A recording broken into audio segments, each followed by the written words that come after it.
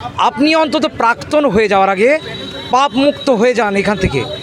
তৃণমূলের কাছে প্রার্থী বা ভালো হতে গেলে তাকে একটা চুরি করে দেখাতে হবে, বা কাউকে একটা মেরে দেখাতে হবে, কাউকে মারপিট গুন্ডাগিরি করে দেখাতে হবে। তবে মমতা ব্যানার্জি এবং পার্থ চ্যাটার্জিকে সিবিআই কাস্টাডিতে নিয়ে মুখোমুখি জেরা করা হোক, তাহলেই 2016 কিন্তু ফেরানো সম্ভব। মোটা ভাই পার্থ চট্টোপাধ্যায় এবং পরবর্তী সময় আমাদের ব্রাত্য বসু, 8,000 স্কুল বন্ধ হয়ে গেছে, আর নিজের বিধানসভা এলাকায় তো বন্ধ হয়ে গেছে। যে পুলিশ লাথি মারলো সেই পুলিশকে সরাতে পেরেছে, সরিয়েছে, বলেছে না ওনার মাথাটা ঠিক ছিল না।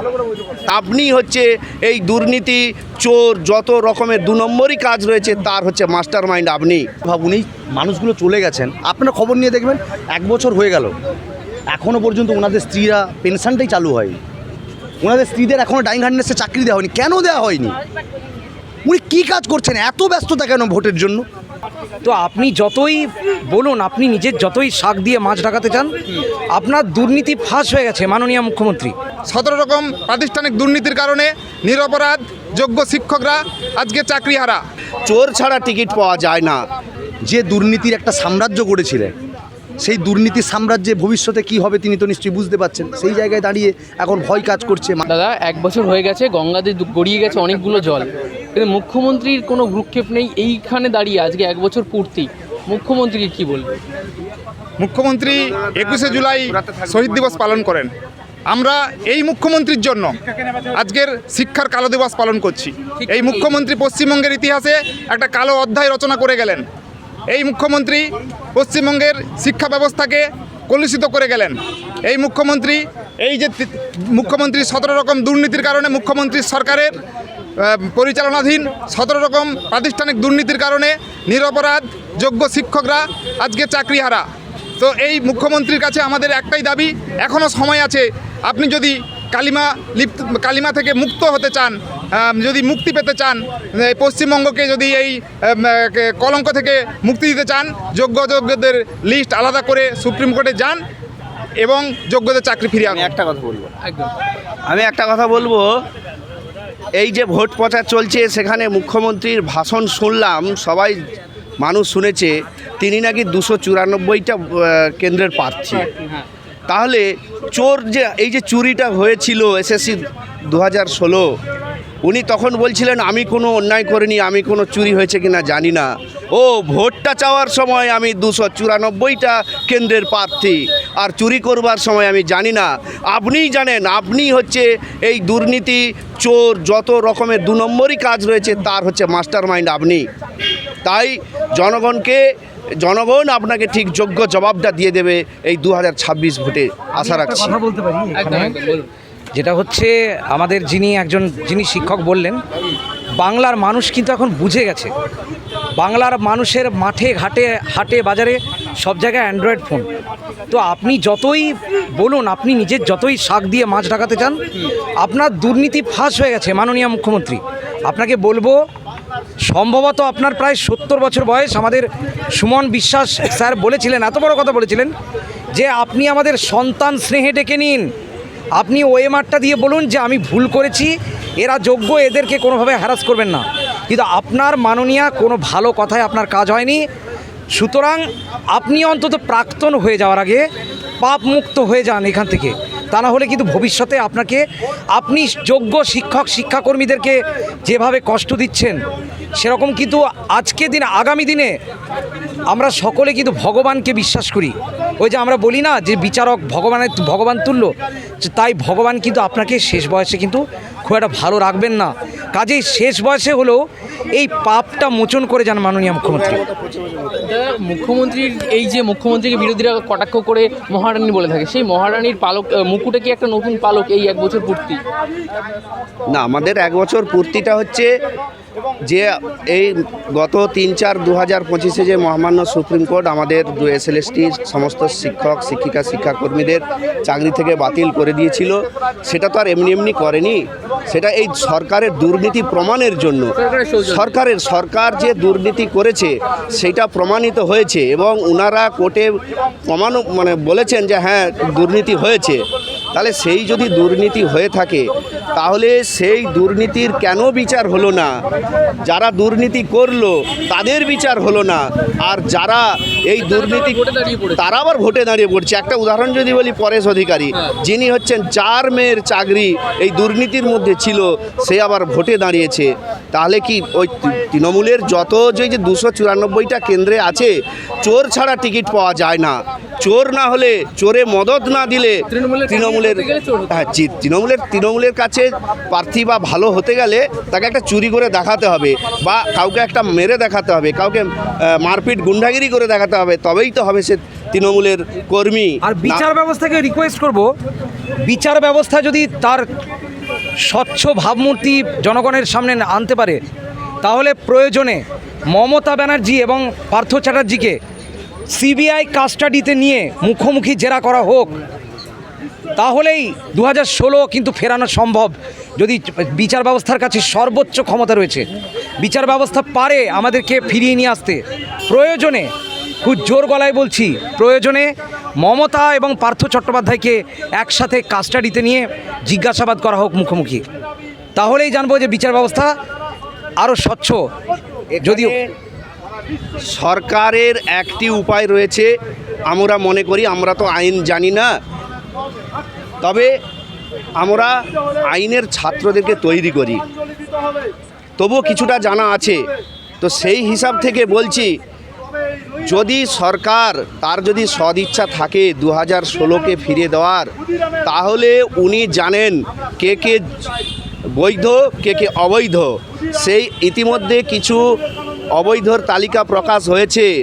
মাননীয় মুখ্যমন্ত্রী উনি তো সুপ্রিম কোর্টে কালো কোটটা পরে দাঁড়িয়েছিলেন, সেই কালো কোটটা চাপিয়ে বিচারপতিকে বলুন, হুজুর আমার এই হচ্ছে বৈধ তালিকা আর এরা অবৈধ, তাহলে এই বৈধদেরকে হুজুর রেখে দেওয়া হোক। এই বৈধদের 2016 যে প্যানেলের যারা বৈধ শিক্ষক ও শিক্ষাকর্মী রয়েছে, এদের শাস্তি থেকে মুক্তি দিন। এই কালো কোটটা পরে মমতা ব্যানার্জি গিয়ে দাঁড়াক না, দেখি বিচারপতি রায় ফিরিয়ে নেয় কি না, সেটাই আমাদের এখন দেখার। উনি অনেক কিছুই করতে পারেন। আরেকটা বিষয়, আপনারা আজকে প্ল্যাকার্ডে লিখে এসেছেন, পোস্টারে লিখে এনেছেন প্রাক্তন মুখ্যমন্ত্রী। হ্যাঁ, প্রাক্তন মুখ্যমন্ত্রী। এখন কি মুখ্যমন্ত্রী আছে কেউ? পশ্চিমবঙ্গে কি ভোটের তো ঘোষণা হয়ে গেল, তারপর থেকে কি আর মুখ্যমন্ত্রী কেউ থাকে? সেই হিসাবে উনি এখন প্রাক্তন মুখ্যমন্ত্রী। উনি যদি 2026-এ আবার ক্ষমতায় আসেন, তাহলে হবে মুখ্যমন্ত্রী। আর হ্যাঁ, আমরা এখানে রাজনীতি করতে আসিনি। কে মুখ্যমন্ত্রী হবে কে মুখ্যমন্ত্রী হবে না সেটা জনগণ বিচার করবে, তার কর্মের ফল। যে প্রাক্তন মুখ্যমন্ত্রী মমতা ব্যানার্জি, উনি যদি ভালো কাজ করে থাকেন, তাহলে জনগণ তার সাক্ষী দেবেন ভোট বাক্সে। এছাড়া তো আর আমরা কিছু জানি না। তাই আমরা এই মুহূর্তে আমরা বলছি, উনি এখন প্রাক্তন মুখ্যমন্ত্রী। উনি যদি ওই প্রাক্তন মুখ্যমন্ত্রীটা যদি মুছতে চান, যে না আমি প্রাক্তন জিনিসটা মুছতে চাই, তাহলে 2016 এসএসসি প্যানেলের যোগ্য শিক্ষক শিক্ষাকর্মীদের এই যে 31শে আগস্ট পর্যন্ত যে স্কুলে যাওয়ার অনুমতি রয়েছে, সেইটা একদম সারা তার যে চাকরির যে নিয়ম, সেই নিয়ম অনুযায়ী তার সেই বয়স পর্যন্ত রিটায়ারের ব্যবস্থা করতে হবে, এই আমাদের দাবি। দাদা, 1 বছর হয়ে গেল, গঙ্গাতে বহু জল গড়িয়েছে, কেমন আছে শিক্ষকরা? আপনারা সেটা দেখতে পাচ্ছেন, বাংলার জনগণ দেখছে, রাস্তার মানুষ দেখছে, সবাই দেখছে। যাদের দেখার দরকার, প্রশাসনে যারা আছে তারা দেখছে কি? প্রশাসন আছে, রাজ্যে অ্যাডমিনিস্ট্রেশন বলে কিছু আছে। তাহলে কি আছে? রাজ্যে কিছু নই, রাজ্যের বাতাবরণ চলছে। একটা পলিটিক্যাল পার্টি যখন সরকারে আসে, তার প্রথম যে কাজটা হয়, সেই কাজটা হচ্ছে রাজ্যে বেসিক কিছু কাজ, মানুষকে কাজ দেওয়া, গ্রামীণ সমাজে বসবাসকারী মানুষদের পরিবারের সন্তান সন্ততিদের মুখে ভাতের সঙ্গে সঙ্গে শিক্ষা দেওয়া, মাথার উপর ছাদ দেওয়া, নারীদের নিরাপত্তা এবং সুরক্ষা দেওয়া, গ্রামীণ যে সমস্ত স্বাস্থ্য ব্যবস্থা আছে সেইগুলোকে একটু উন্নত মডেল করা। কি করেছে বলুন না এই 15 বছরে? কিছু করেননি। কি করেছে? কিন্তু আমাদের আক্ষেপটা তো অন্য জায়গায়। আমরা বলছি ভারতবর্ষের মতো এরকম একটা গণতান্ত্রিক দেশে, সুবৃহৎ গণতান্ত্রিক দেশে প্রতিটা রাজ্য তার ফেডারেল স্ট্রাকচারে বিভিন্ন যে অঙ্গরাজ্যগুলো হচ্ছে তারাও কিন্তু সংবিধানের ঊর্ধ্বে না, সংবিধান মেনেই কাজ করতে হয়। একটা রাজ্যে এরকম অপশাসন চলছে, দুর্নীতি চলছে, দুর্নীতি তো একদিনে হয়নি। আজকে যেটা সিবিআই দ্বারা চিহ্নিত হয়েছে, বাগ কমিটি দ্বারা চিহ্নিত হয়েছে, বা সুপ্রিম কোর্ট, মহামান্য সুপ্রিম কোর্ট বলেছে প্রাতিষ্ঠানিক দুর্নীতি হয়েছে। আমরা কিন্তু ওই সিবিআই দপ্তরে চাকরি করি না, আমরা শিক্ষকতা করতাম, আমরা বাগ কমিটির মধ্যেও ছিলাম, আমরা কোনো কেউ বড় মাপের কোনো আইনজীবীও না বা বিচারপতিও না, মহামান্য বিচারপতিও না। আমরা একটা সাধারণ বিভিন্ন বিদ্যালয়ে শিক্ষক হিসাবে ছিলাম, গ্রামাঞ্চল শহরাঞ্চলে আমরা যারা শিক্ষক হিসাবে থাকতাম। আমরা যখন দেখতে পেয়েছিলাম বা আমরা যখন বুঝতে পেরেছিলাম যে অমুক জায়গায় অমুকভাবে সামিয়ানা খাটিয়ে চাকরি বিক্রি হচ্ছে, আচ্ছা আপনি বলুন বা আপনারা বলুন, এটা দেশের আর যে বিভিন্ন পিলারগুলো আছে তারা জানতে পারেন এটা হতে পারে না। তার কারণ হচ্ছে এই সরকার ক্ষমতায় আসার পরে বাংলার মানুষ এই সরকারকে কেন ক্ষমতায় নিয়ে এসেছিল যে 34 বছরের একটা সরকার দীর্ঘদিন শাসন ব্যবস্থায় ছিল, শেষে তারা অত্যাচারী হয়েছিল, এটা অস্বীকার করার কোনো জায়গা নেই। মানুষ সেখান থেকে পরিত্রাণ পেতে চেয়েছিল। বাংলা একটা নতুন ভোট দেখবে, কার মাধ্যমে দেখবে? আজকে যিনি মুখ্যমন্ত্রী আছেন, এখন প্রাক্তন হয়েছেন, এমসিসি চালু হয়ে গেছে, মডেল কোড অফ কন্ডাক্ট চালু হয়ে গেছে, কিন্তু কি দিতে পেরেছেন? আজকে এতগুলো ঘটনা ঘটলো দিনের পর দিন, পার্ক স্ট্রিট হল, আচ্ছা সর্বশেষ কসবা হলো, মাঝখানে অবহা হয়েছে, হাঁসকালি হয়েছে, বকটুই হয়েছে। আচ্ছা কোন সমাজের মানুষটা ভালো আছে আপনি বলুন তো? যদি সমাজের মধ্যে আমি ভেদাভেদ কখনো চাইনি, একজন শিক্ষক হিসাবে রয়েছে, হ্যাঁ কেউ ভালো নেই। বকটুইতে কাকে মারা হয়েছিল? বকটুইতে কারা মরেছিল? প্রান্তিক মুসলমান সমাজ। দলের যে লোকেরা না, তৃণমূল দলের মধ্যে লোকেরা তারা তো ভালো নেই, তাদের মধ্যে কতিপয় যারা নিতে পারছে, কামাতে পারছে, তারা ভালো আছে। কিন্তু গ্রামীণ যে স্তরে যে সমস্ত তৃণমূল কর্মীরা আছে তাদের পরিবারের কি উন্নতি হয়েছে দেখবেন, জানেন? হয়েছে, হয়নি। আমাদের প্রশ্ন অন্য জায়গায়। সরকার আসার পরে ত্রিফলা থেকে দুর্নীতির রাস্তাটা খুলেছিল, তারপর থেকে একে একে বিভিন্ন রকম প্রতি মুহূর্তে শুনতে পাচ্ছি, আজকে সিবিআই বলছে, কালকে এনআইএ বলছে, বিভিন্ন তদন্তকারী সংস্থা বলছে, কখনো সুপ্রিম কোর্ট বলছে, কখনো মহামান্য হাইকোর্ট বলছে। তাহলে আমরা ধরে নিতে হয় দেশের যে বিভিন্ন বডিগুলো আছে, পিলারগুলো আছে, স্তম্ভগুলো আছে, তারা যখন বারে বারে পশ্চিমবঙ্গ নিয়ে প্রশ্ন করছে। আবার এটাও জানি বাবা সাহেব আম্বেদকরের লিখে যাওয়া সংবিধানে নাকি সংবিধানের ঊর্ধ্বে কেউ নয়, দেশের প্রধানমন্ত্রীও নন, রাষ্ট্রপতিও নন, রাজ্যের মুখ্যমন্ত্রীও নন, সুপ্রিম কোর্টের প্রধান বিচারপতিও নন, একজন সাধারণ মানুষও নন। কিন্তু একটা রাজ্যে এরকম ধরে নৈরাজ্য চলছে, কেন কোনো পিলার স্টেপ নিতে পারছে না, পারছে না কেন? এই প্রশ্ন তো একটা সাধারণ নাগরিক হিসেবে আমরা করতে পারি। আজকের দিনে আমাদের চাকরি চলে গেল, আমাদের দুঃখ। আজকে 7 কোটি 8 কোটি ভোটারের যদি সেখানে সেগ্রিগেশন করার জন্য একটা ট্রাইব্যুনাল গঠন করা হয়, অ্যাডজুডিকেশনে যারা আছে তাদেরকে বিভিন্ন রকম ডকুমেন্ট নিয়ে দেখা করতে বলেছে, বাস্তবিক তো 26,000 জনে করা যেত না? নিশ্চিতভাবে যেত। এত হাজার হাজার, এত লাখ লাখ মানুষকে বাছাই করা গেল, আর 26,000 গেল না।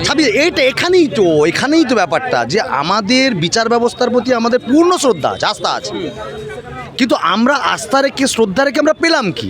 এই এক্ষুনি যে কথাটা এসেছিল, বাবা সাহেব আম্বেদকর যখন সংবিধান লেখেন যে আমি তো এরকম একটা উন্নত সংবিধান দিয়ে গেলাম দেশে, কিন্তু এই সংবিধানটাকে কারা পরিচালিত করবে এটা দেখার ব্যাপার আছে।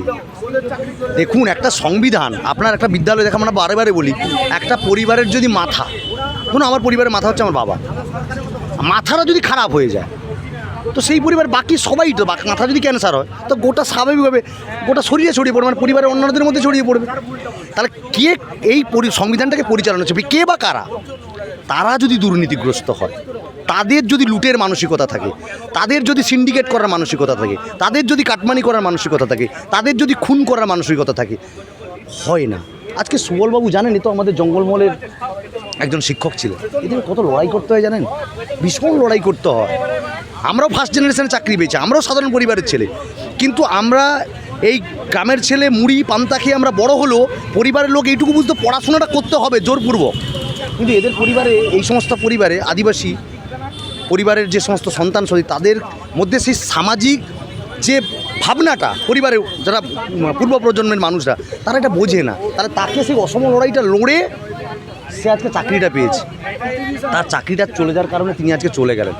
আজকের দিনে দাঁড়িয়ে ভাবুন, এই মানুষগুলো চলে গেছেন, আপনারা খবর নিয়ে দেখবেন 1 বছর হয়ে গেল, এখনও পর্যন্ত ওনাদের স্ত্রীরা পেনশনটাই চালু হয়নি, ওনাদের স্ত্রীদের এখনও ডাইং হার্ডনেসে চাকরি দেওয়া হয়নি। কেন দেওয়া হয়নি? উনি কী কাজ করছেন? এত ব্যস্ততা কেন ভোটের জন্য? আজকে বিচার ব্যবস্থা, কালকে বলেছে সুপ্রিম।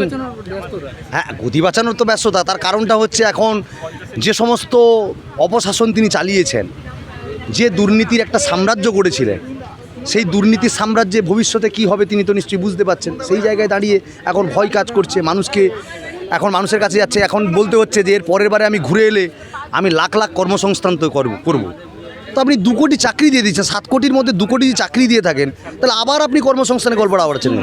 গ্রাউন্ড স্কুলগুলোকে ডিজিটাল সঙ্গে যুক্ত করার তিনি কথা দিয়েছেন।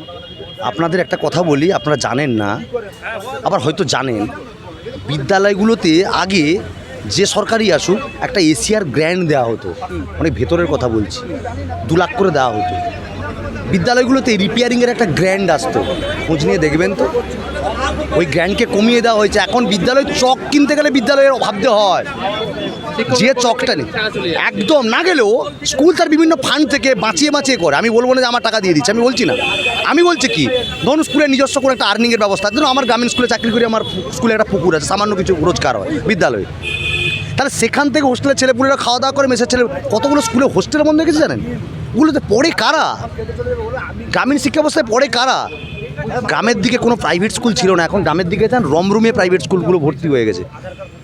ঘুরে ফিরে দেখবেন সবই কিন্তু মাথার উপরে সেই শাসক দলের নেতা মন্ত্রীদের একটা করে স্কুল খুলে দিচ্ছে। হ্যাঁ, আগের দিনে স্কুল হয়েছিল, গ্রামের দিকে স্কুলগুলো যাবেন, কোনো শিক্ষানুরাগী মানুষ, কোনো একজন শিক্ষাবিদ, তারা জায়গা দান করেছিলেন ওই এলাকার শিক্ষার উন্নয়নের জন্য।